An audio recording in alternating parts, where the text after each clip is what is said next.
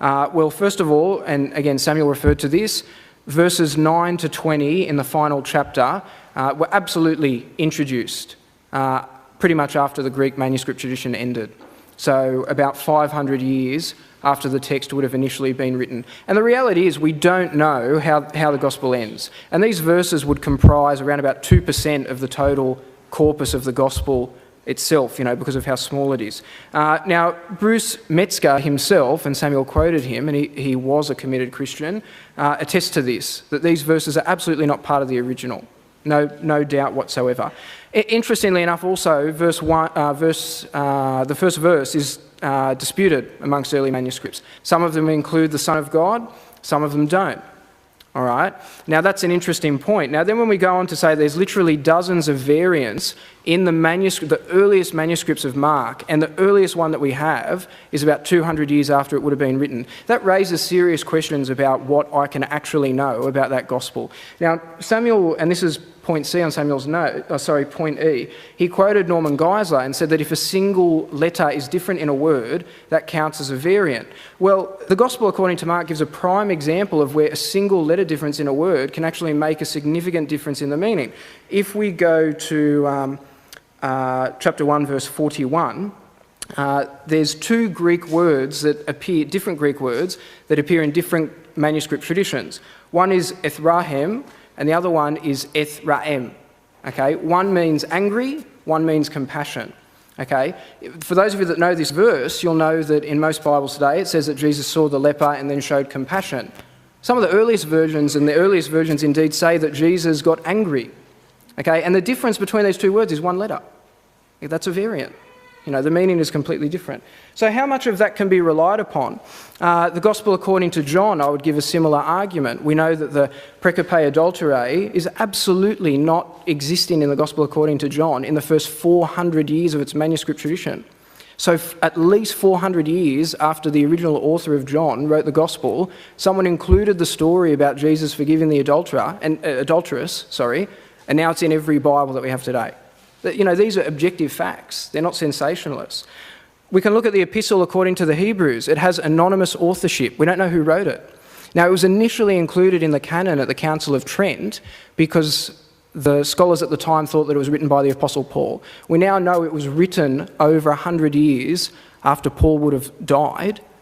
And interestingly enough, the same council excluded another book, The Shepherd of Hermas, because it had anonymous authorship. Okay, so the reality is within your scripture today, you have massive chunks that were included hundreds of years after the time of Jesus, and at times we don't even know who the authors were.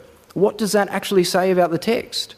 Now, I'm not talking about the spelling mistakes that have no bearing on the meaning. I'm talking about the real stuff. And there's enough of the real stuff, really, for me to have pretty significant doubt. You mentioned that Mark 16, as I brought up, Mark 16 and the 11 verses at the end of that, and John 11, that, they're absolutely not in it. Well, we don't know if they're absolutely not in it. It's not as simple as saying they're absolutely not. Again, this is where we've got to look at the evidence, and where I had that table for you, where I showed you the family trees of the copies and how scholars look at these, and we can see where something has been introduced. And this is what we do. Now, Abdullah said it's massive chunks. Well, there's only 2 of them. They're not massive chunks. There's 11 verses here, 11 verses there. And this is part of the work that we do, that we look at the ancient manuscripts, and if we see something like that, and there's only 2 of those, we can identify them. You mentioned that Hebrews wasn't part of the Christian canon in some places, and that's right, the Christians discuss this.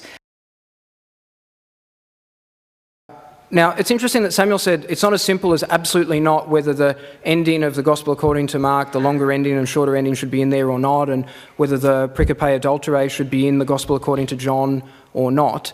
Well, if it's not that simple, then you don't know. You don't know what you have. That's it. The conversation is over.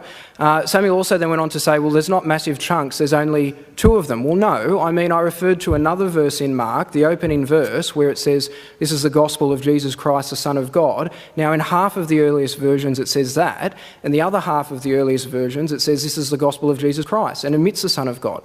So was that said or was that not said? I also quoted another verse from the first chapter of the Gospel according to Mark, where a single Greek letter has caused two different meanings to emerge. Okay, we can go on and on and on. We can go through every Gospel account. It's as simple as that. So we might not find massive chunks of 11 verses here, and in the case of the Gospel according to John, 18 verses there, but we'll find one verse with significant differences, and then two or three that most people agree on, most manuscripts agree on, and then another one with significant differences. So when we get to the end of it, the Christian needs to concede a certain threshold point. Well, I can be certain about 95% or 90% or 75% or whatever. There needs to be a threshold point. It is absolutely not 100. That's it. The conversation's over. With regards to us, however, and I'll just add one more point there. My issue with the Epistle to the Hebrews wasn't that it was a late inclusion to the canon or whatever, it's that it has anonymous authorship. That's my issue. So you've got books that you can't be sure about who wrote them. Not even a rough guide.